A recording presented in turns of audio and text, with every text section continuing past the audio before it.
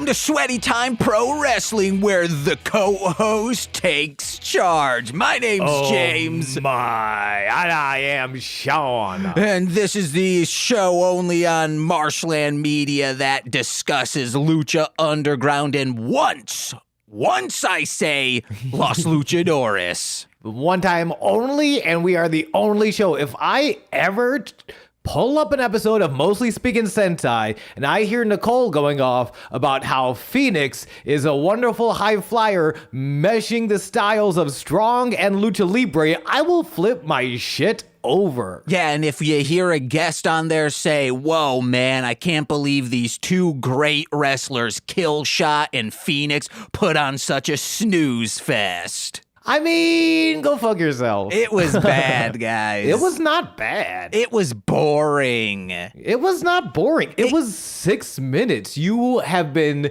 blessed by Lucha Underground. Only like the last 2 minutes were good, and then I was like, all right, no thank you. Oh, man, hard disagree. We'll get there when we get there. But first, big plan, Sean. What the fuck does that even mean, James? Okay, guess what? Unless I want to completely change what I do in my everyday life, I cannot be your agent. I would need to be a part of an agency. I don't know how. There's on television shows, I see someone say, I'm going independent. I'll be my own agent. A New Girl did it, you know? Yeah, I did not think that was never on the table, James. Yes, we've been talking about this. I'm serious about this because about this. This is what I've realized.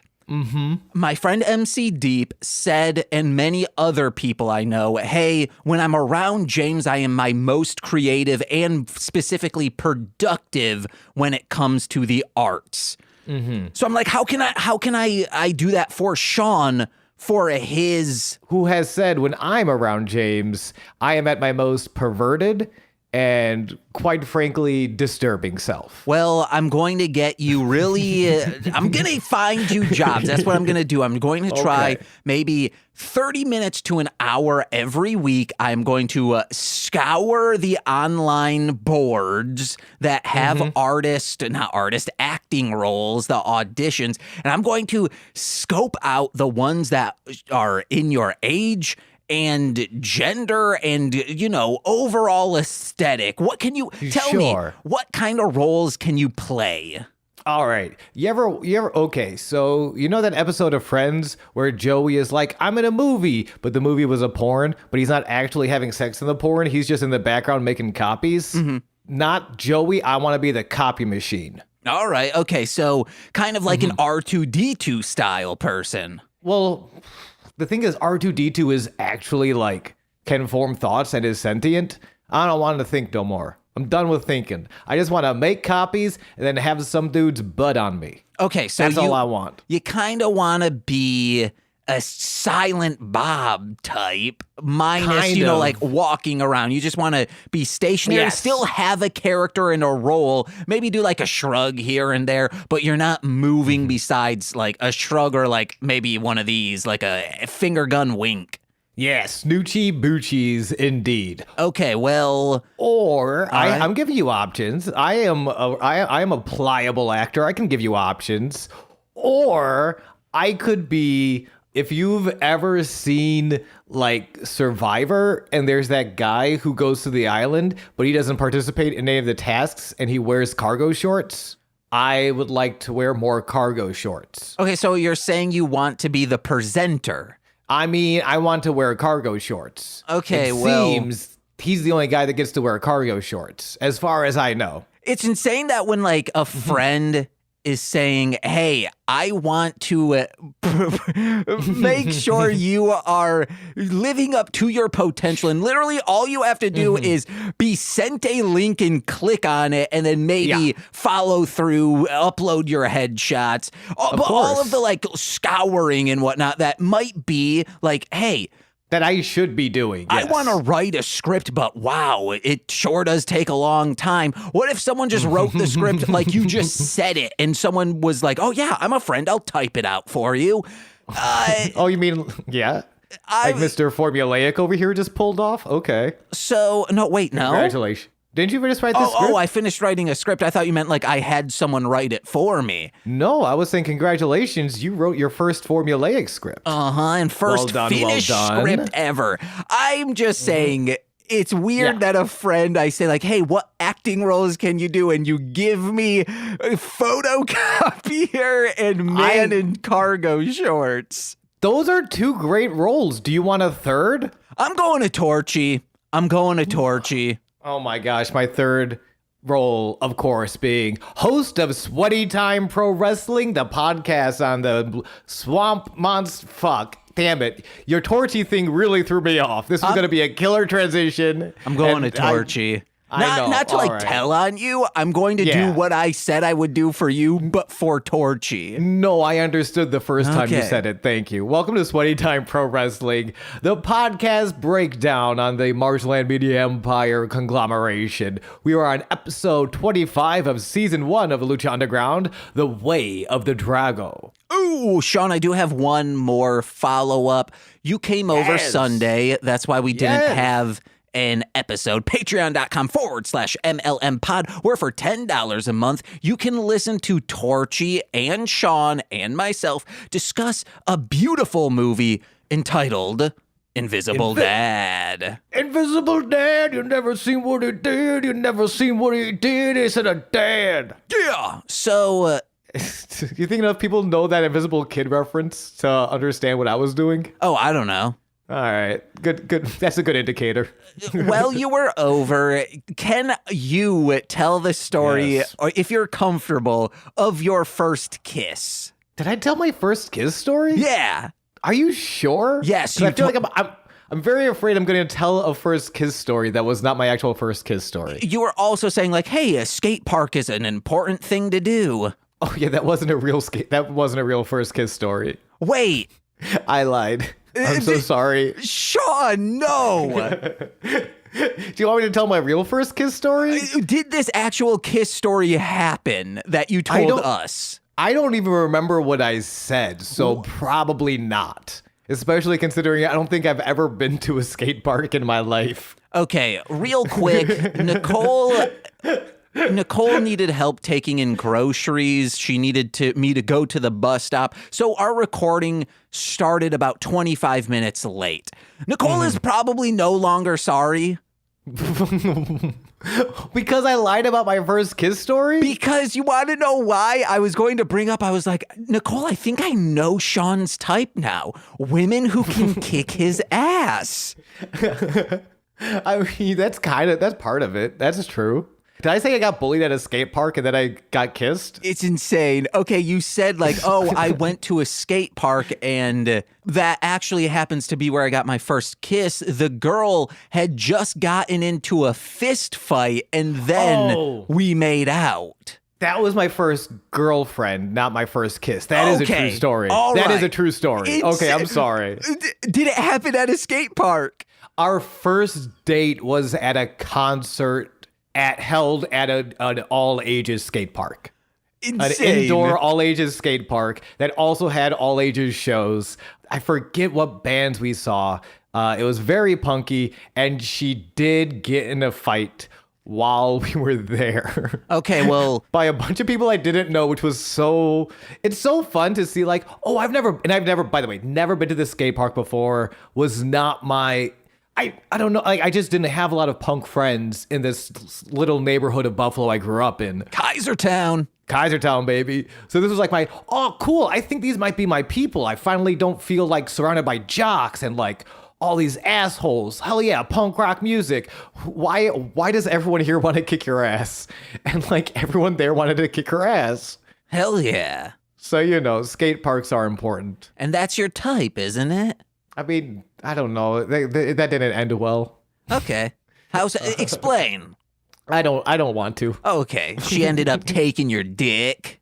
Yes, I have no more penis. It has been removed. No, you got it back, but she took it for a little bit. She put it on ice and she put it in iced milk. Mm-hmm. Clearly. And that's why my dick is so full of calcium as it is today. That's you got many boners, baby. Yeah. There's just a straight up bone in there like a raccoon. Mm-hmm. Well, I got like 5 different bones and they were all sticking out. I got like a pincushion penis. Okay. And Dario Cueto has a pin cushion. Are we ready for this transition? Yeah. Has got a pin cushion temper because he has been needled for the last time by the crew. We open this episode in an alleyway behind the temple at night. Dario is closing a door behind him and asks the crew if they know what a layup is, to which Mr. Sisko shakes his head no. Insane. I have turned the corner completely on Mr. Sisko for this one very clearly a hypothetical question that he does feel the need to be like, I do not know what a layup is. Uh-huh. Dario explains, it's a gimme, it's a freebie, which is what I gave you last week, and you failed. You failed to capture the trio's titles. Mr. Sisko, this is what a layup is, and you've lost, sir. Good day. Dario's going into a very goofy comedy route because he goes, last week he was talking about how it's the least equipped and the ones who have so much inner turmoil won. Oh my God. But in this one, he's like, I gave you a gimme, okay? Just how he said gimme was very funny. And he says, you guys lost? This is how he describes Evilise. A girl with one leg. I think from the beginning of this series, Dario sort of skirts the line of which is what good melodrama should do, a very tense and dramatic villain, and also over the top cartoonish. And especially, I think, with the crew, which are... I feel safe describing the crew as bumbling goons at this point. Especially with the Mr. Sisko shake of his head, I don't know what a layup is. Please explain, boss. These are bumbling goons, which they bring out the most cartoonishness of each other. It's very fun. But Dario promises to give them some real motivation this time and is opening a door for them before looking at his key and then closing the door behind. And we cut to the one room Black Lotus broke into before being kidnap trained. If this is your first episode, thank you for coming in. We are not doing recaps anymore. So this had some straight up Are You Afraid of the Dark vibes. Very much so. I think a lot of this series just does.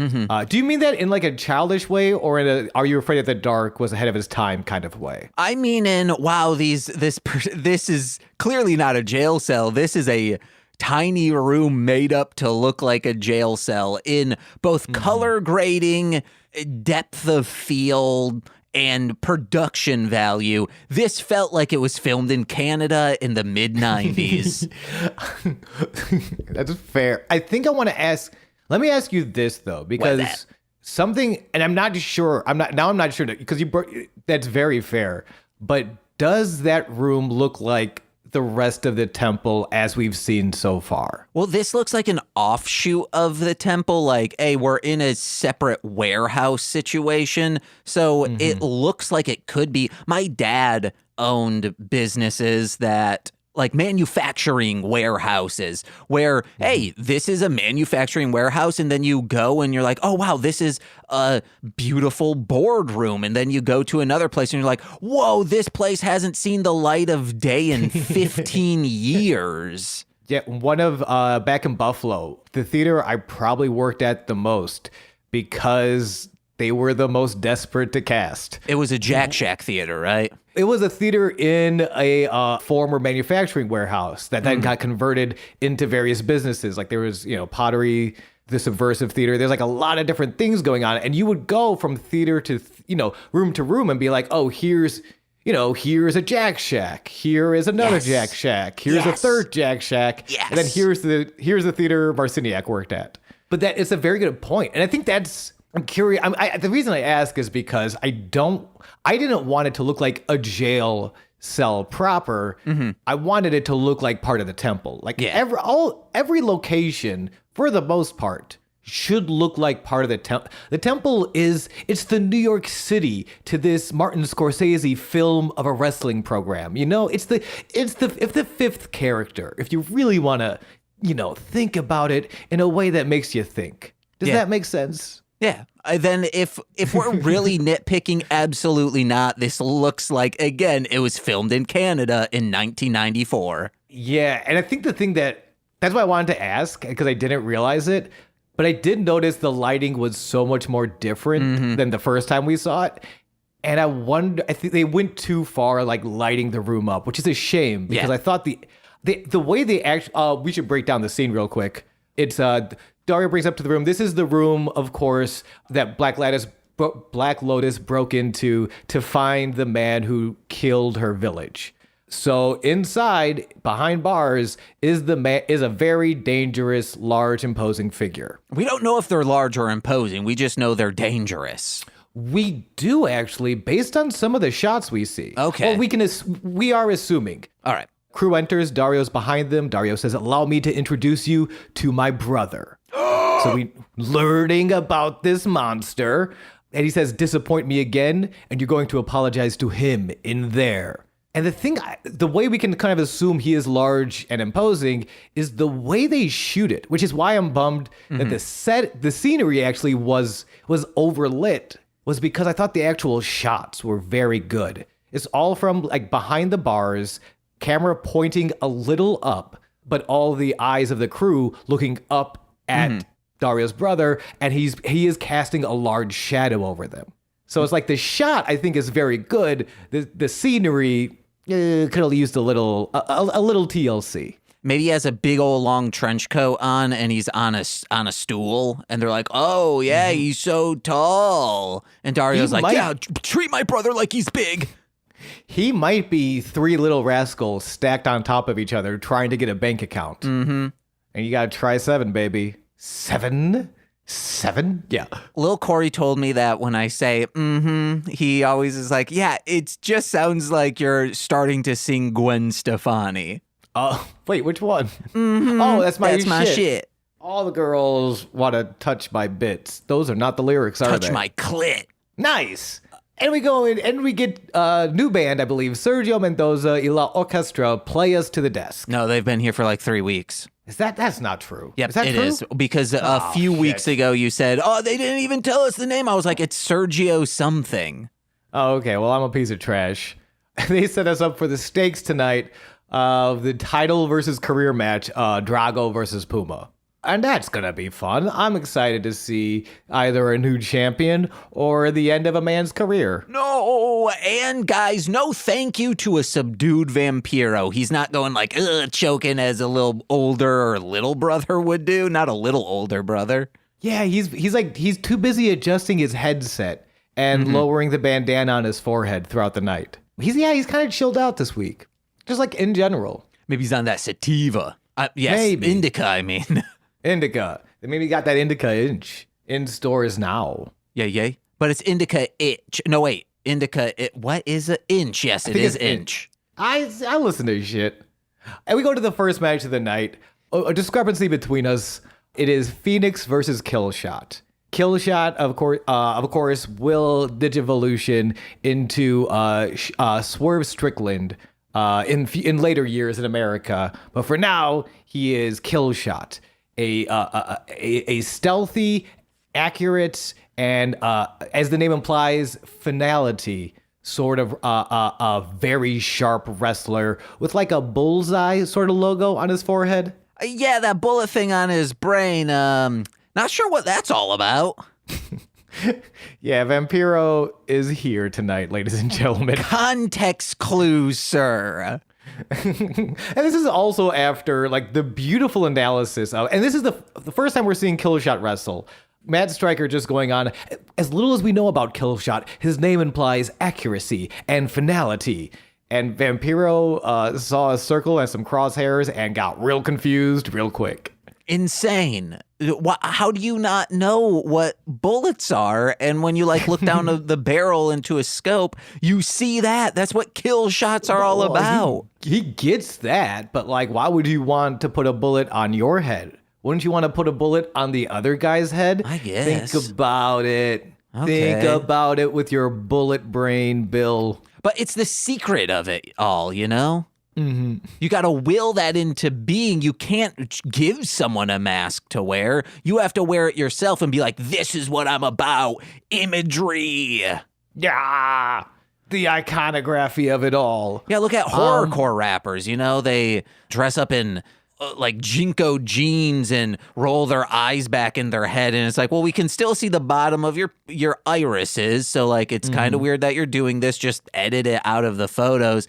And then they'll like do some devil horns and whatnot. And like, why would you do that? What's that all about? So you're suggesting to me right now, when a horrorcore rapper is wearing the Jinko jeans, they are really saying, hey, society, you're the one in Jinko jeans. I'm just reflecting / foreshadowing that into your own mind palaces. But also, like, all these upside down crosses and pentagrams they have, what's that all about? Well, the name implies accuracy and finality. Yes, and, so there's and that. Wicked shit in horrorcore. Okay, Yes. All right. You did not like this match. You found it a little too slow, or a little too what was it that kind of just, you mentioned boring. Yeah, it was just boring. Okay, what does that mean? It was slow for one, not a lot was happening, and they were kind of just like touching each other, and that's it. Well, that's what wrestling is. No, just like, oh, I'm going to slap you. And like, it wasn't being sold until the end. Like, when they're in grappling and like they were grappling each other, then like, I'm going to reverse counter this. I was like, no one is in pain. No one looks like they need to get out of these grapples. I mean, yeah, they opened up. I enjoyed this match very much, and I enjoyed those opening wrist lock exchanges. You could do a couple things with wrist lock exchanging. It's funny, the hammer. You know when a wrestler puts another wrestler's arm behind their back, that the hammer lock? Yeah. We'll see a variation of that later tonight. It's you take your arm, you sort of bend it in a rough way, and they put it behind your back. And it's been done so often. I was watching Shayna Baszler, former MMA competitor, wrestles for the WWE now. Great YouTube channel. If you're not following Shayna Baszler and you're interested in like seeing how actual techniques are sort of applied to the WWE and vice versa, highly recommend. But she mentioned something about the short arm scissor or the hammer lock that like you forget, like it's as much as it's a transition move as we see today in wrestling and it's sort of taken for granted, that can actually that can dislocate an elbow. Like that can fuck up an elbow real bad. Like if someone actually applies pressure on that and bends it the right way, it's like a calf cutter. They're putting a sort of fulcrum where your elbow doesn't need an extra fulcrum and it can like pull the whole joint out. So it's one of those things where like the wrist locks aren't immediately dangerous, but they can lead to something very painful. So being able to escape those and apply your own and trade off on those in the story, I think is very important. And I think just in this match, they do it very well. I so much enjoy watching Phoenix wrestle and finding the tiger feint, like just the new ways he has of not just escaping, but then turning the tide so quickly. There is a moment where Killshot gets dumped to the outside. You think that Phoenix is going to dive out after him. Instead, he sort of does like a fake out 619. And then he comes back around immediately afterwards and does it at diving Hurricane Rana. Mm-hmm. And that's the shit I fucking love so much about Phoenix, where it is not just being faster than your opponent, but also being able to slow down the match so that you can be the one to pick up the speed. Being the one in control of the speed of the match, not just going super fast. Well, hey, these two need to be in control of some actual speed up their nose so they're getting in there going crazy. Yeah, more wrestlers should do speed. Trucker speed. Do that at least. No, don't. Take a 5 shower energy. Yeah, 5 shower energy, okay? More wrestlers and wrestling fans should shower. This I agree with. But it's like we've learned nothing from the 80s and the 90s. No more speed. No more drugs. More speed. No more speed. Yes. The match ends after a Phoenix beaten up so badly he can barely kip up, but does manage to Shota palm strike Killshot on the top rope, flying knee, Phoenix driver, match is over at 6 minutes flat. Okay, one thing you forgot to mention is they're just straight up slapping each other in the face. That was awesome. Specifically, Phoenix is slapping the shit out of Killshot. It's very cool. And Vampiro says, there's no other name for it. That is a straight up piss slap. I think he said bitch slap. No, I don't think he can say bitch, so I think he said piss slap. I will have to rewatch that. I'm okay. I will have to double check that. We'll get our fact checker on that. Because he can't swear, and I've recently found out piss might not be a curse word. I mean, I don't think he can swear. He can, because you can say bitch on like FX, and El Rey is above the FX line. I don't know. So I think you can say bitch. We will double check this. But that's the moment. That's one of those moments I was talking about of like Killshot. And if you've never, who is amazing. If maybe you're an old school fan or you're not super familiar with Swerve's work, Swerve is so good. And this is a very young Swerve. This is, I think, definitely his first TV gig, but some of his first major work. And to see Phoenix have to slow down Swerve, and the way he does it is just by slapping the shit out of him, I was like, yay. It was very fun. I very much enjoyed Phoenix backflipping from the top ropes to like counter out of a maneuver that Killshot had. That was really good. And for the most part, in my opinion, if your interests in wrestling are like mine, you could skip this, especially for the two people who are involved. I saw these two in the ring and I was like, hell yeah, this is going to be a great match. And then kind of underwhelmed. Yeah, I think also part of it going in with the understanding that this is a very, not green because he's been on the indies for a little bit, but new to TV Killshot. Okay, so I've seen him like once or twice, loved him so much, and then in this match, he shat the bed. Well, this is his first singles match is what I'm saying. No. A trios is just a singles match with other people, you know? Very untrue. No, you're focused on one person and you say, I'm going to take that fucker down. Okay, I sure do love argumentative for the sake of argumentative, James. What great conversations this leads to. No, I'm saying if you're in it, telling it's not an argument. If you are planning on going into wrestling and there's a trios match, you eye lock on one person and say, hey, I'm putting you in the goddamn ground, and that will scare them so much they'll run out of the ring. Oh, okay. And when's the last time you saw that specifically happen? What you just described with the words out of your mouth? When did you see that happen? I'm pretty sure it happened in Dodgeball, a true underground dog story. Oh, a true underground dog story? Yeah. You saw that in the underground dog story that had nothing to do with professional wrestling? It was about Dodgeball? Mm-hmm. We gotta move on. I fucking hate you so much. No, you don't. You love me. You love me as much as that lady who beat up someone then smooched you. She got beat up. It was different. Oh, I thought she beat the shit out of someone. I mean, I don't know. It eventually got broken up. It wasn't a very decisive either way. No, I think I do think it's working. You gotta be on your woman's side and say, "Hey, babe, you won." I just met this woman. Excuse me. Probably. That's why whatever. That's why I suck.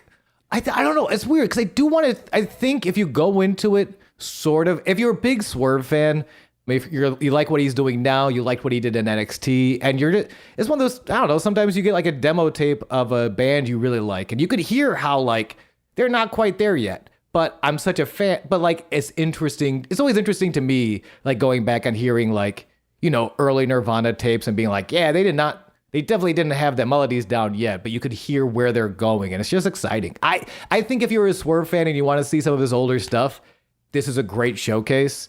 If you want to, I don't know. Make your own decisions. Let us know. NXT, more like Ben sex me. I'm gonna meet in the middle and have sex with Benjamin Button. All right then. Okay. Sean, real quick. What's up? Two things. I've been asking all my co-hosts this. Nicole declined not to answer on mic or off mic because she's like, wow, that's real depressing.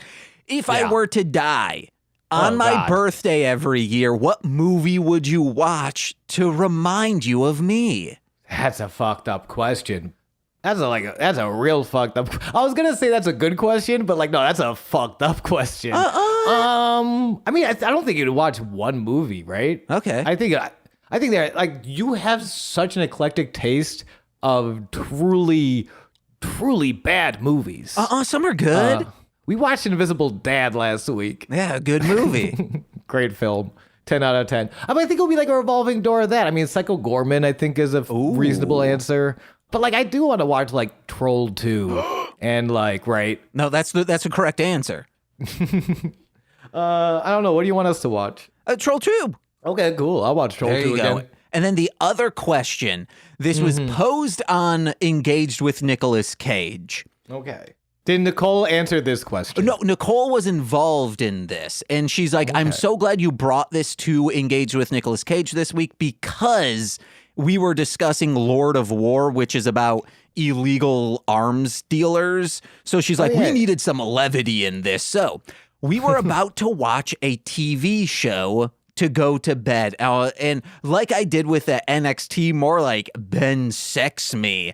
Which was about having sex with Benjamin Button in the middle. In the middle, of course, a.k.a. going to Indiana with the Hex, and we say, get out of there, Heck family. And they're like, and then Neil Flynn's there. He's mopping up a floor for JD from Scrubs, going, oh, I guess I can't watch it. Get it on. All right. And Eden Sure all of a sudden turned animated and is Star Butterfly from Star versus the Forces of Evil. And she's saying, hey, I'm a human. I'm going to turn you into a butterfly as well. Yeah, and everyone loves Raymond's wife is there too. Yeah, All right. Okay, so yeah. I turned on 30 minutes in, people. 30 minutes in. I turned on this show and I said, blank, blank, more like dog check chowder. Sean, what show was I talking about? Check Chowder. Nicole lost it because it was so, like, technically, yes, there's slant rhymes for every syllable. So, you know, it's a 4-syllable word, 2 words, dog check chowder. That's actually more than I thought the only rhyme was going to be chowder. Oh, no. All right. Okay, so we got dog check, log, feck. Hold on. Now hold the fuck on. And it's a 2-word I do not want to be title. pressured. All right, shit, dude. And it was a TV show? Yes, a TV show that you would watch before bed, meaning it's not like a crazy, super loud show. Okay, Full House doesn't have enough syllables. Dog check chowder. Girl uninterrupted. No. Powder puff. Nope. Senpai. You are going on the right track of like, okay, let me find out the first one. Log. Dog check long fellow. Deeds. Mr. Deeds, the animated series. Well, guys, if you want to find out what that word was. Sam and Max get fucked by Benjamin Button. Nope, you'll find out next month. In May on Engaged with Nicolas Cage. But Nicole kept using that as the like reset of once things started getting a little like, oh, wow, we're talking about mass shootings too much. Oh, dog check chowder. That's good. That's a good tool to have in your back pocket. You want to talk about this dingy bathroom real quick? Yeah. There's a dingy bathroom. Dario is in the mirror. Again, not washing his hands, just kind of looking in the mirror. He says to himself, Drago, I knew I'd find you here. And Drago no-clips into the mirror right next to Dario, who's very confused as to why Drago never thanked him. He knows the stipulation sucks, that if you don't win this title match, you're banished from the temple. But you're a survivor, Drago, so just keep on surviving. Dario predicts that Drago will thank him after tonight, while Drago slithers his tongue at Dario before leaving. And, Sean, was Goldmember a dragon? Because as Dario says, dragons love gold. Gold. Yes, that's true. This is one of the things I love about Lucha Underground so much. It's not that Drago is a man in a dragon mask. He is, in fact, a dragon. There's a very, very, very cartoonish thing that happens at the end of this episode that I'm like, seriously, guys, that was bad. Bad? In a good way. That was amazing. That was fucking that was great. That was Darren Joe. I forgot who plays Cosmo in Fairly Odd Parents. Neil Flynn. Neil Flynn level of cum gutters, amazing. The end of the episode. Darren Norris, something like that. Darren Norris, correct, yes. But after the bathroom, we go to the temple locker room where Puma is on a bench gearing up when he is approached by Dario. Dean Norris. No, it's Darren Norris. I thought it was Dean Norris, but I was wrong. Yes. Shouts out to Darren Norris. Great cum gutters in 1998. Wait, also real quick, there is an episode, I can't believe we didn't connect these dots before. There is an episode where Drago is just eating a blunt and a pancake. Smoking a crepe. Yeah. Not that he's a dragon, that he is gold member. No, it's a bong and a blitz. A bong and a blink. Smoking a crepe. Smoking a crepe, a joint, and a waffle? Something. I don't know. But we also got a Puma on a bench who Dario accuses of having second thoughts about ending Drago's career tonight. To which Dario reminds Puma, weak men think of their foes, warriors think only of victory, and only warriors carry my championship. Okay. Real quick, This is some toxic warrior mentality because guess what? Warriors don't think of just winning in themselves. Warriors think of their people. And in this temple, it's Rudos and Technicos. And guess what? Drago is a Technico. They are kindred spirits. Of course, he doesn't want to just toss him out. He knows that this is going to be putting on good matches. Why would he want Drago out of here? I can't believe you're saying this. Are you accusing Dario Cueto of being toxic? Uh-huh. That's true. That's my a good shit. point. all the little Technicos want to play like this. Dario is leaving. I didn't have the heart to continue the lyrics. I apologize to all of our Gwen Stefani fans out there. Dario goes to leave the locker room when Hernandez emerges from the shadows to confront him. Dario immediately, like the worm that he is, shrivels up inside. Hernandez, Hernandez immediately, I guess, sort of consoles Dario with the fact that I don't care about Puma. Mm-hmm. It's the first thing Hernandez says. By the way, Puma is, 5 feet away? Yeah. Very close. There was a shot of Puma looking up going, what the fuck, dude? Well, maybe they think he can't hear because he's got that mask over his ear. He very much can, though, and there is a shot of him hearing it, which I love so. Like, I love that they do include. It would be weird if they didn't include the shot, which makes me so happy that they did include the shot of Puma looking up, being like, "What the fuck?" What Hernandez is concerned about is the three-way match he has tonight against Cage and Cuerno, who last week tagged against him in the trios title match, and he is afraid will double team him out of revenge for costing them that trios championship. Dario solves this problem by offering motivation other than just kicking the shit out of Hernandez. The winner tonight will receive a #1 contendership for the Lucha Underground Championship. So which appeals Hernandez, but still leaves Puma very sad and alone, which is wonderful. Some wrestlers don't know how to walk when they're told to.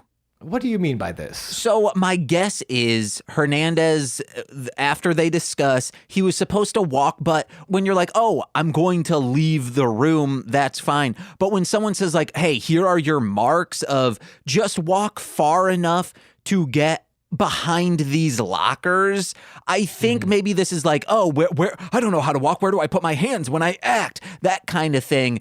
Because when he walks like it's truly like 3 steps. It's as if he's never walked before in his life. I wonder, because like it's obviously Hernandez is not the only non-actor here, right? Like wrestling involves a lot of acting. I think it's a fair comparison, but wrestlers traditionally are not actors. And Lucha Underground is a show so unlike every other wrestling show before and since. Like there's never really been a show like Lucha Underground that is so cinematic, that is so television heavy.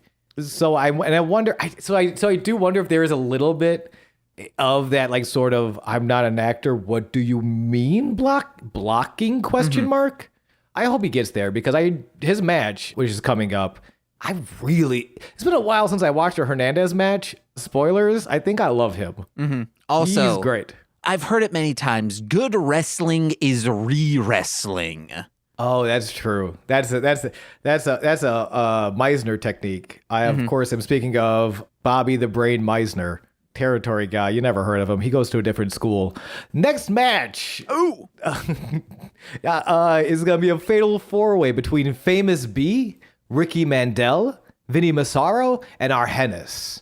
You can hear how the crowd feels about 3 out of these 4 men, and then Argenis it's like, and they're great. Like Vinny Massaro still wrestles, great dude from all I've heard. I think Famous B and Ricky Mandel still wrestle. Oh, I follow Ricky Mandel on Twitter. He's a good follow. And hey, if anyone knows him, get him on our show. Get him on the show. But there's just a sharp drop off of like, yeah, and Argenis, fuck yeah. Like it's very distinct, and I kind of love it. I feel so fucking bad for these 4 wrestlers. I mean, these 4 wrestlers have one thing in common, of course. All were victims of Pentagon and his arm-breaking, sacrificing ways.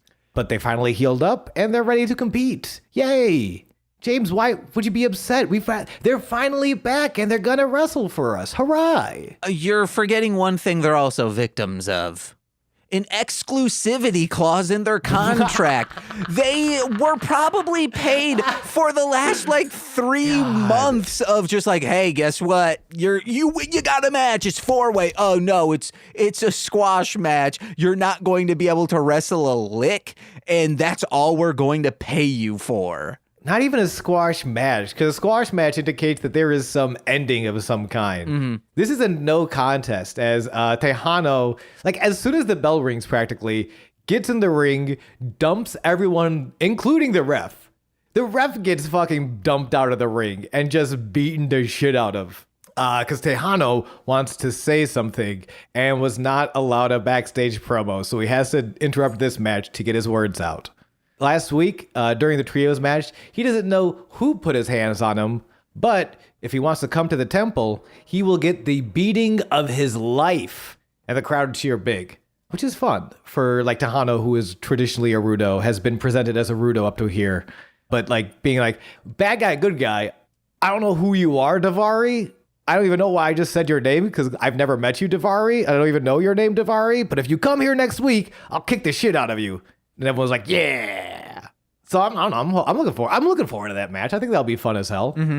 Daivari a great wrestler. I've enjoyed Tejano as much as I do not enjoy Alberto. Yeah. But that might be more for personal reasons. Loved watching Tejano so far. Love him. But what I'm looking forward to even more is this brand new storyline developing of... Let's go, Marty. In the back alley once again, Dario is leaving the temple. I think he's just leaving to take a phone call because there is still a show going on. But he steps out to take a phone call, and there is a fan in a very bright yellow Aztec Pride shirt clearly stalking the shit out of this back door. Mm-hmm. And he stops him and he says, I love this show. I love what you're doing. I can't believe I get to meet you. Dario cuts him off. He's like, great, thanks. Tickets and autographs, though, are not through me. Obviously, you have to call someone. And the man in the yellow shirt says, no. I do not want a ticket to see the show. I want to be in the show, baby. It's me, Marty the Moth Martinez, also known as Martin Casaus, Casaus, who is an awesome follow on Twitch. He works out and he talks about wrestling, and he's very fun. But Marty the Moth Martinez is here, and he demands to be part of this show. He wants it so bad. However, he is creepy. The moth is my spirit animal. I love that so much. And I'm like, are they doing a stalker fan storyline? Hell yes. And 2, this feels so outlandishly cartoonish of someone saying, I'm the moth. And you're like, excuse me? It is very, I get a lot of, I don't know why I'm going to Cat Dog, but if there was an episode of Cat Dog where Dog was a huge fan of a wrestler and wants to get into the business super bad so he can meet that person, That's Marty the Moth Martinez. I feel like there was an episode like that. There might be. Maybe that's why I'm thinking of that. It also feels very, what's it called? Steven Universe. They have wrestling story arcs in that show, and this is something that totally would happen. It's very Steven Universe, but I don't think Marty would be Steven. I feel like Marty, because there is a confidence to Steven from Steven Universe that I do not think Marty the Moth Martinez has. I think there's an ignorance that sort of leads to a confidence of, let me wait in the dark alley for the boss, and this is how I will get the job. But I don't see the but I think which is part of the charm, I think, of Marty the Moth, is that he's a bit of a lovable loser at this point. I think it's weird because it is a stalker angle, but it's played very comedically, and it is also the hero is the stalker, but it's fun. I'm not explaining it well, but that's because it's a weird thing to explain. Dario, like 80s sane person though, says that's not no. First of all, the Moth is a shitty name. Secondly, I hate you. Third of all, I'm going to lock this door behind me and call security right now. To which Marty, literally, which I bring up, very dog energy. He shakes the gate a little bit after it gets locked, sort of jumps up and down, and then sprints off, presumably to find a different entrance. Real quick, the episode, it's season 1, episode 6B, Brothers Day, has a wrestling subplot of Cat Dog. That sounds about right. Yeah, Marty the Moth Martinez, I can best describe as Dog from Cat Dog wants to be a wrestler. Wants to be this episode, yes. I feel like we'll see a lot more of him, but for now, we got more matches to go, baby. We got this triple threat match for a number 1 contendership between a pile of beef of King Cuerno, the Machine Cage, and Hernandez. Hernandez's first singles match in Lucha Underground. I like this match a lot. Again, not his first singles match, even in a trios match. You got to make sure it's like a singles. Do you know what a singles match means? Yeah. It means you're the only person on your team. You are a single competitor. No, it means like a single person with kind of when you go out dating, you're not like, it's 5 of us. It's always like we're a bunch of singles going out to date other singles. What if you're in a throuple? Oh. Yeah. Well, I don't look at people as a team. I look at them as individuals, okay? All right. You and this commie bullshit, this red scare you're trying to promote on this podcast. Get that Marxism out of here. Yo, more like red flare. Woo. Ew. Woohoo. Yahoo. That classic Ric Flair quote. Yahoo. It's me, Ric Flair. Why? Wow. Why? Cuerno versus Cage versus Hernandez starts off with Hernandez, who was worried about the 2-on-1 attack beforehand, immediately talking a lot of shit to both guys before physically putting himself in the middle of them, which is very goofy. If you're just like, I don't want them to gang up on me. All right, ring the bell. Hey, fuck you, man, but also fuck you, man, and then physically positioning yourself in a way to get jumped from behind. Mm-hmm. Which happens immediately. However, the alliance does not last long between Cage and Cuerno. It lasts only as long as the first pin attempt, because both dudes want that belt. They want that Dragon's Gold, baby. Hello, gold. A little bit of gold. Hernandez powders out as Cuerno and Cage beat the shit out of each other, just long enough for Hernandez to come back into the ring, miss double lariat, and then eat double super kicks. Hernandez has not gotten anything in yet. It's early on in the match, but it's Lucha Underground. A lot of moves have happened in a very short amount of time. None of them from Hernandez. In this match, commentating Vampiro channels his inner Violent J. You've heard of interesting t-shirts. Well, in this one, there's an interesting shot to the noggin. Oh, wait, which one are you talking about? Do you remember the shot? No, it probably wasn't interesting at all. Just how he said it was exactly like interesting t-shirts. He said, interesting shot to the noggin. There is a very interesting shot to the noggin. Eventually, Hernandez does sort of capitalize on the singular motivation between Cuerno and Cage. He does manage to sort of, they manage to start fighting each other, and Hernandez starts coming in.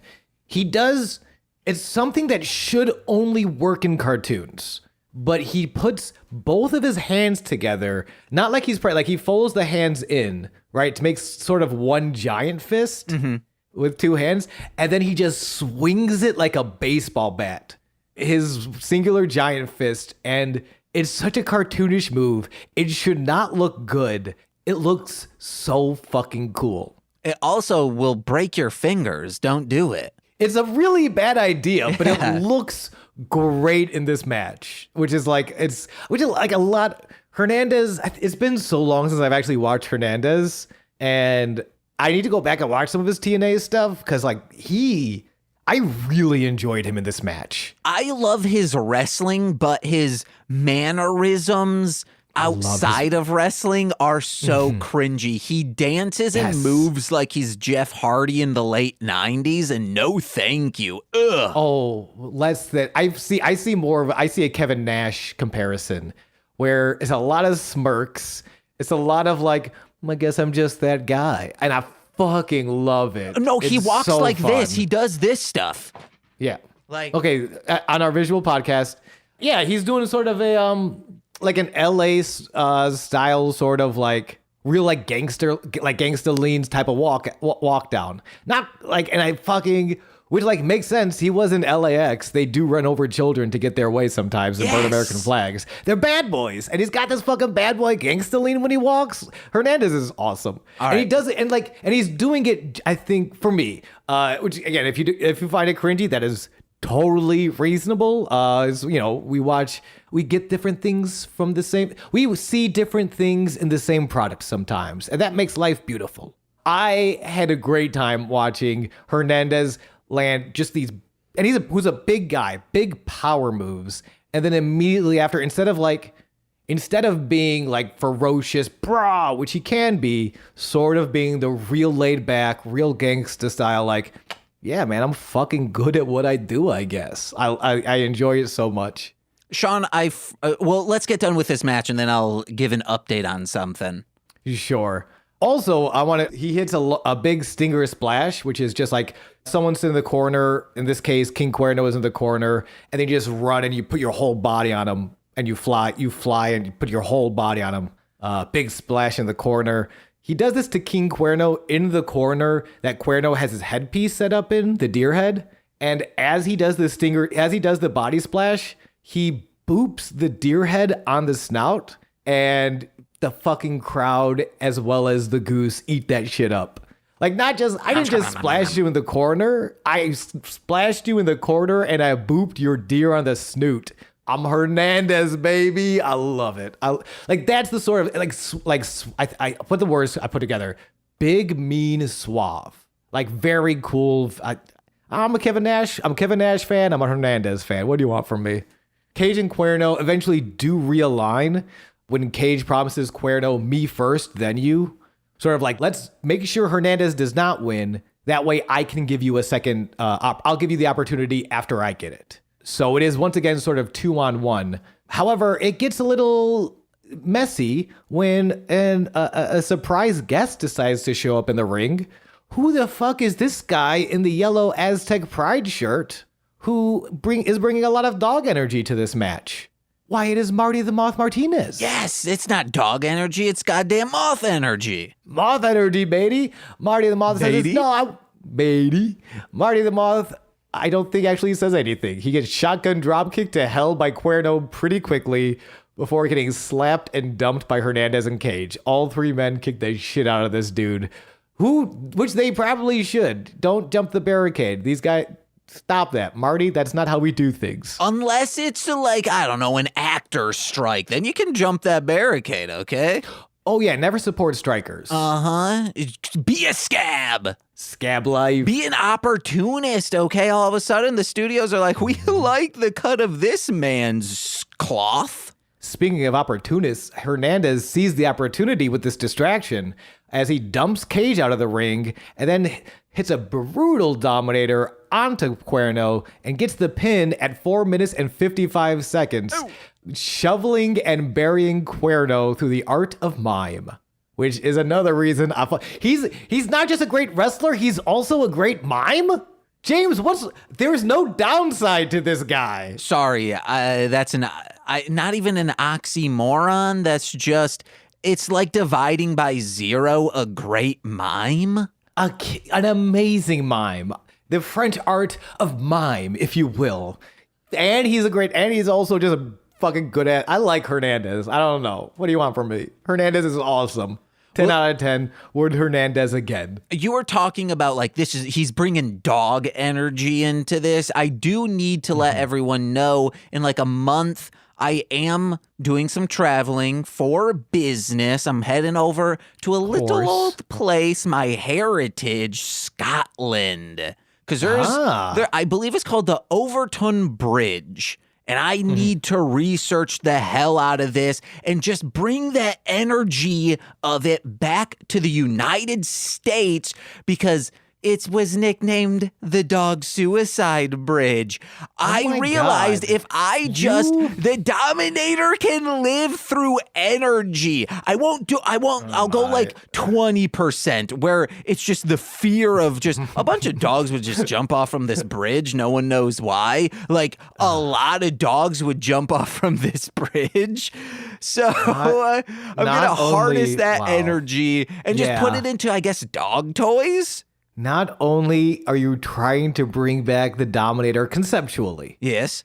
You also just completely went radio silent on this podcast to look up. They couldn't see it because this is an audio medium, but I just saw James scrolling furiously through his phone, me leaving all these pauses for him to jump back in and talk about this match. No, he needed to make sure that we all knew about Scotland's Dog Suicide Bridge and how this is his next business venture. I wasn't scrolling searching. I was just going through my screenshots from 2019.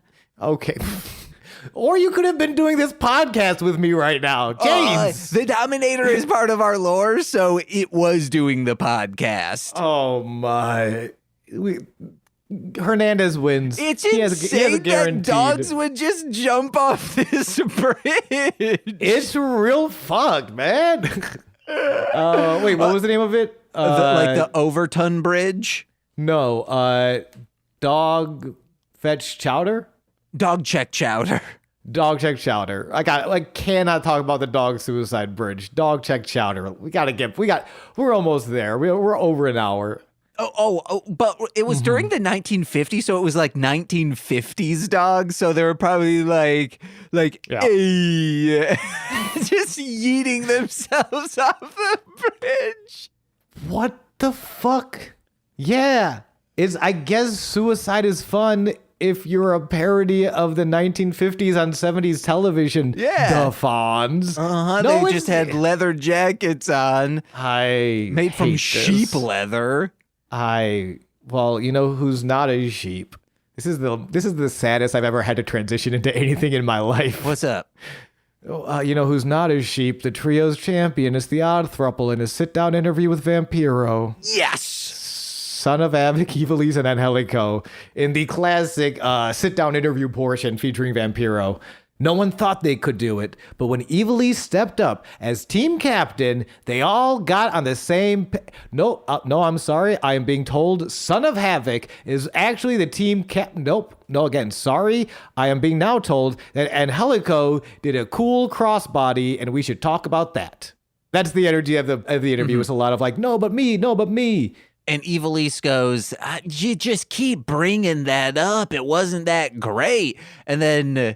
Son of Havoc goes, I mean, it was pretty cool. I loved that. I have that too. It's awesome. Evilise it's just a crossbody. And Son of Havoc, I don't know, I kind of liked it.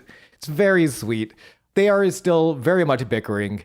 Vampiro tries to get the thing back on rails. He's like, how did that feel winning the Trios Championship? And then Angelico reveals that it was a peak career in-ring moment, but outside of the ring, it's still real bad. Because they pissed off their boss. And it's a bad idea to piss off your boss, especially when he has both organized crime and I'm pretty sure supernatural ties to the Dark Lord. Hell yeah. Not a good guy to piss off. Yeah. Vampiro notices Ivalice's leg cast. He mentions Dario Cueto still has it out for you guys. Ivalise, your leg is all casted up. Can you even go? To which Ivalise says, when it's my time to fight, I'll fight. And Helico too. And Son of Havoc kind of caps it all together with the three of us might not like each other, but we fight. Together. Well, I was going to say that. No, I was going to say that. You always do this. I was going to say that. I can just mute me. That's, we're not in the same room, so there won't be any microphone bleed. Sorry about the yeah. No, but they do immediately. It's like a beautiful line that they just bicker immediately afterwards. Vampiro can't even sign off. Sorry. Oh, you were trying to do a bit like they were doing. Yeah. I was trying to add on to the bit. They say, oh, okay. We don't like each other, but we fight together and cook dinner and do dishes together. It's pretty cool. Okay. We cannot agree on a movie, so we do call up Chavo and he just selects one from his list. What is in the Chavo's list of movies? Invisible Mom, Invisible Mom 2. That's it. Just those two. He tried Invisible Dad, but he couldn't. The DVD was scratched up, so he couldn't get it to work. But yeah, and Vampiro can barely sign off with the bickering trios champions, trying to figure out which version of Invisible Mom to watch tonight. Because they all do live each other. They all live together. That's part of the lore, I guess. Yeah. Excited to see these three. They're very, very fun to watch. Very fun to watch bicker. And great-ass wrestling. Oh my gosh. We finally get to the main event tonight. Title versus career. Puma versus Drago. Puma's Lucha Underground Championship on the line. If Drago loses tonight, he is banished from the temple. And James, I see by your agaped fish mouth, you were also left in awe of this terrible, terrible conflict. Yeah, I truly thought it was going to go the other way. So did I, actually. But which way did it go? Well, let's break it down. Match opens, of course, Puma being accompanied ringside by Conan. Yeah, and I've never seen him move that fast in the 15 years I've known him. Vampiro, of course, hates the shit out of Conan. Spends a long time. Just in some ways that was just very why is he even out here? These are two phenomenal young wrestlers. They are given an opportunity to be on television. Who the fuck wants to see Conan? Why is he here? Why couldn't they? The only thing I don't like about Hernandez is Conan's by him. Yeah, he fucking hates this guy. Does he really? I have no idea. Who knows? Match opens with Puma offering his hand, which Drago accepts. Despite fear of his career, he still shakes the hand, Big Honor style. Also, Killshot and Phoenix also had the handshake, Big Honor style. Puma takes a speed technical offense early, which is something Drago will kind of, I think is part of this story, is that Puma is not just is faster and has a variety of ways of hurting you in the ring that you kind of don't see coming until it's too late. Drago, I mean, Infierno, man, he has to sort of fight a little dirty, a little underground style, a little more strong style of just vicious kicks to the head. But he can only kind of keep it for so long. Puma has a lot of advantages, but the one advantage Drago has is he does not have Conan whispering in his ear very loudly throughout the entire match. Hey, I'm going to tell you strategy, follow it. Hey, but Drago, honor system, okay? Do not listen to anything I say. Do you think that is it is an advantage to have Conan talking to you throughout the match? No. Neither do I. Vampiro's right. I think it's poor Puma. Especially when it's that loud for both participants to hear. If it was just a quick hey, we're on the side of the ring, let me whisper, hey, hey, he's been doing this. Yeah. His right hooks, leave his rib cage open, get him there. It's kind of like if you had a poker mentor, but that he stood behind you very loudly going, you should put back that king of diamonds. Yeah. Oh, I wouldn't keep that hand. Ooh, you should bluff. I don't think they'll believe you. It's sweet, but I saw that other guy's cards. They're shit. Yeah. And then you go all in and you lose. You're like, oh no, not that guy, the other guy. Why don't you listen to me more? Conan, he does help one time though. in a very interesting submission maneuver. Drago, it looks like he's going for the Dragon Slayer pin, but instead sort of turns it around, hammerlocks the arm while scissoring the head. Puma can't see shit and doesn't realize how close he is to the ropes until Conan goes, hey, you're like real close to the ropes. You should touch them. And he does, and it breaks the hold. Awesome submission, though. Yeah, hey, Sean said we'd get back to the hammer hold, and we just did. Yeah. It's one of those, sometimes you take moves for granted until you see someone just do it in a very meaningful moment in like in the overall like story of it all. It's like when you see something that's like, it's so trope, but it's done so well at the perfect time. You're like, oh, no, this still can mean something. Hammer hold, who are you? Tim the Toolman Taylor? Bam, bam, bam, bam, bam, bam, bam. Strike exchange. Would you want to do a Blue Collar Comedy Tour mini-series podcast with me where we watch all of them, then rank which one's the best? That sounds so painful. Right. Man, Blue Collar Comedy Tour was great. Rides Again, even better. The TV show, awesome. And then we'll discuss. We're going to do the TV show? Yes, we'll have to watch a few episodes. Ron White? Yes, we'll have to watch a few episodes. He was a guest. No. We'll watch the episode that he guest starred on. Okay, if we can watch the Ron White episode he guests on. Also, I will not watch Larry the King. I'll watch Larry. He has an aunt covered in moles. Oh, they call her Holy Moly. Get her done. Get her done, tiny dancer. I want to talk about Drago has this awesome little kick exchange. I believe I described it as Drago cooking up a stiff kick stew with a poison rana dessert. It's fucking, even the way Drago kicks out of the corner, you know, like someone's running at the corner, a lot of times you'll see a guy just kind of lift his boot to catch the other guy's chin.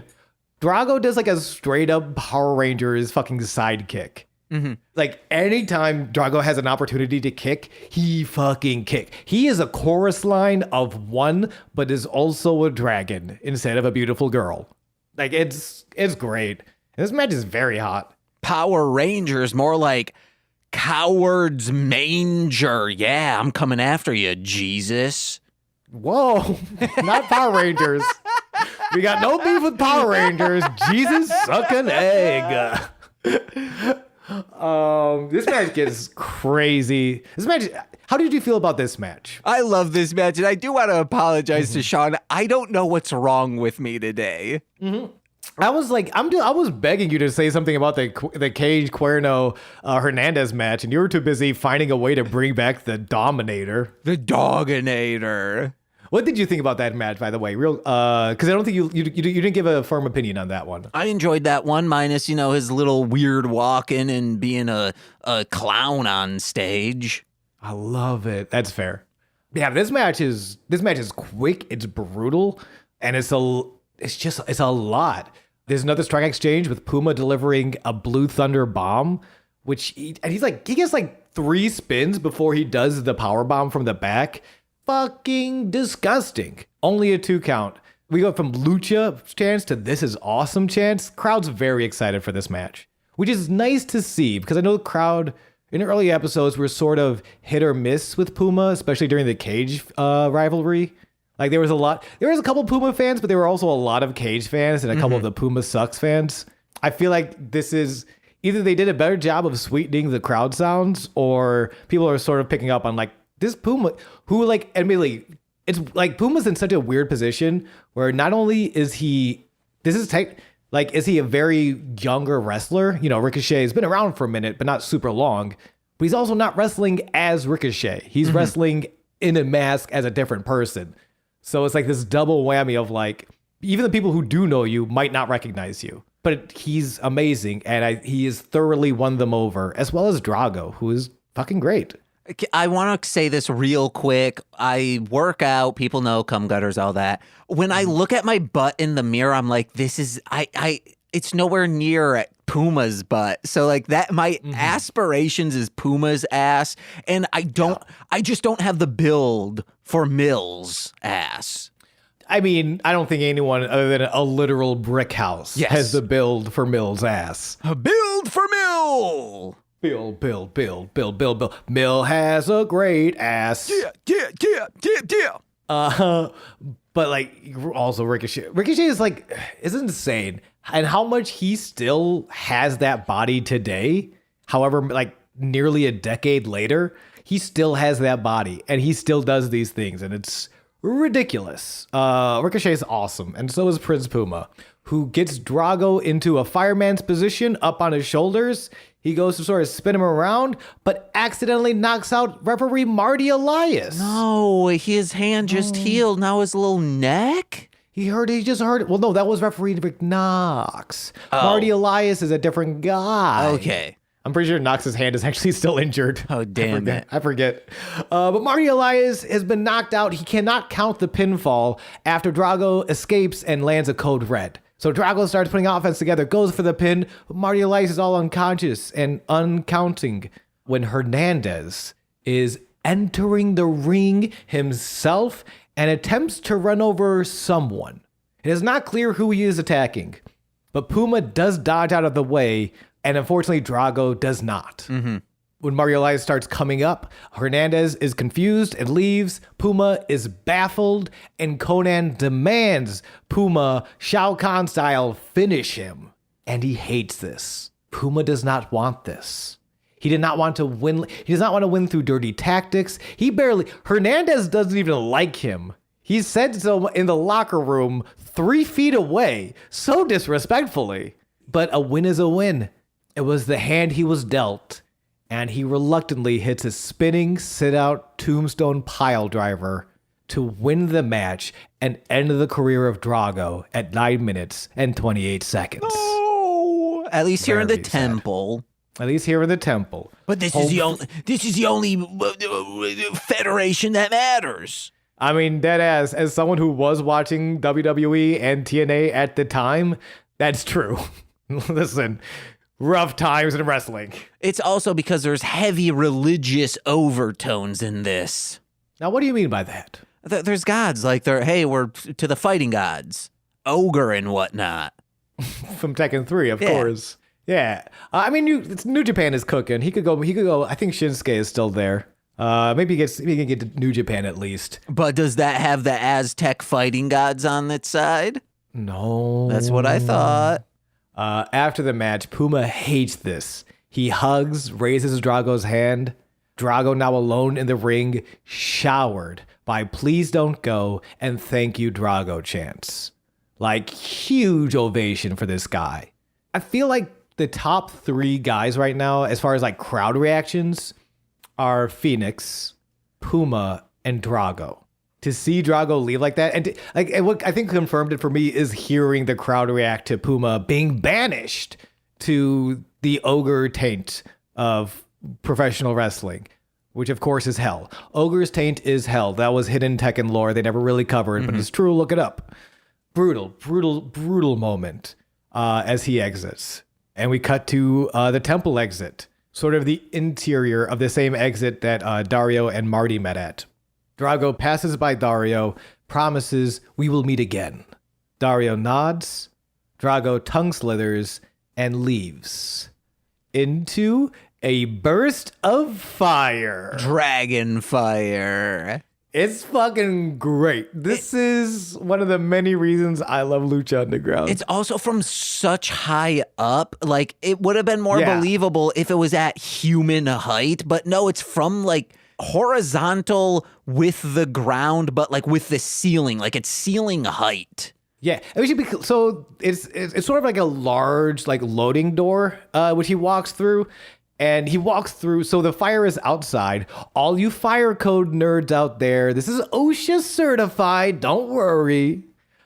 But it was, I guess it's to mean, I took it as like sort of the Liu Kang animality where he turns into a dragon and the dragon is just like an extra 10 feet high. I think that's what I think Drago is Liu Kang. And he just turned into like a 15-foot dragon. And that's where the fire came out of his 15-foot mouth. Fingers crossed. Also, We have not heard Drago's voice these entire 25 episodes, to my knowledge. I'm going to redub it of him saying, "We'll meet again," but I'll just have it be like, "We'll meet again." Why would you do this? Why would you funny. do this? That's going to be the promo that okay. I do. There was an It Takes Two to Toku video that we were part of, like a MTV or a VH1 behind the music of their Maestro Ranger that they asked us to be a part of. And what happened, I was like, well, I want Nicole and I to both be in the video. So what I did was I filmed my stuff, and then Nicole redubbed over my voice, like lip perfect. So I'll repost it when this gets posted. Hell yeah. And that means I like that. I don't know why that tickles me thoroughly, but it does. In the meantime, though, we better let you guys know where to find us when we ain't recording our beautiful voices talking about Lucha Underground Season 1, Episode 25, The Way of the Drago. What's going on, you dirty motherfuckers? My name is Goose. You can find me at Goose, twitch.tv/Goose Von Kaiser, and I'll fuck you up, nerds. That was very aggressive. I apologize, but I will fuck each and every one of you up, you shitty little nerds. I love you. Uh-huh. That's my shit. Being, the goose. That's my shit, guys. Yeah, all the girls want to touch my clit. You talking about all that trash, and I got a lot of trash that's in my ass, because I ain't got no mill ass girl. I don't have Mill's ass girl. All right. Guys, head over to MLMpod.com. Links are in the description of this to find out information about my other podcasts like Hit It and Crit It, Sweet Child of Time, not the Rom Complex, The Height of Horror. I've been on that show. One of us hasn't. Yeah, okay. Dear Rom Complex, WT fuck, why do we have such beef? And please let me on your show. Thank you so much. I'm Goodbye. also their little boy because I edit their shows and they call me their little boy. That's true. I have nothing to offer. Please let me on the show. The Height of Horror, formulaic, all great stuff, and mostly speaking Sentai. We started blowing up. I don't know how or what's going on, but we've gotten people love you. In under 2 weeks. We've almost gotten 1,000 downloads. Wow. You know what it was? It's because this podcast took a week off and people no. Sweet. I like this network without the weird dude who has nothing to offer the Rom Complex but demands to be on. So much to offer. I know. I just wanted to hear you say it. Listen to my music under Marshland Monster. Brand new song with Dragon Boy Sway just came out called Catfight. It's real good. We show that dogs ain't shit but a bag of dicks. Oh my God. And then head over to patreon.com/MLMpod, where for $5 a month, you get exclusive content every single Friday. And for $10 a month, you get monthly exclusive content on top of that, including straight to Patreon. Just last month, Torchy, Sean, aka the Goose, and I discuss an Invisible Dad. It's a real fun time. And you also get shout outs on every single free feed podcast. So let's begin with those. I hope the thing that Sean says in between is Suicide Dog Bridge. Nope. Steve F. Ooh, Big Moth energy. Eric Berry of Ranger Command Power Hour. Big Moth energy. Alex Z. The Waz. That's some Big Moth energy. Orion, former rapper Defo, D-F-O. Oh, and they got some big -moth energy. Jordan B. The Chaos Witch. That's some Chaos Moth energy. My Bickle brother in common law, Joshua Jacus. Oh, that's a Moth energy big. Steve Barnes, a Sweet Child of Time. With some sweet Big Moth energy. My mother. Mommy Moth energy. Lil Corey's BFF and soon-to-be former roommate, Shane. Big Moth energy over here. That Fed. That's some Big Moth energy. Twitch.tv/Core Winning. It's Corwin. With that Big Moth energy. Which this movie's gay, guys. Even though we haven't put out an episode in like 2 years, got a nice spike in plays. Hell yeah. And finally... Where's our spike in plays? And finally... Yeah. Oh, no, we did get a spike in plays, but for Shuffling the Deck, not Sweaty Time Pro Wrestling. Of course. And finally, from the aforementioned Rom Complex, it's R2 Shelby 2. With that Big Moth energy. And new $5 patron, it's the Fourth Bro. Oh, hell yeah, coming with that big moth energy. I've been James. And I'm still Sean. And we got moth energy, baby. Big style. Bye. Bye.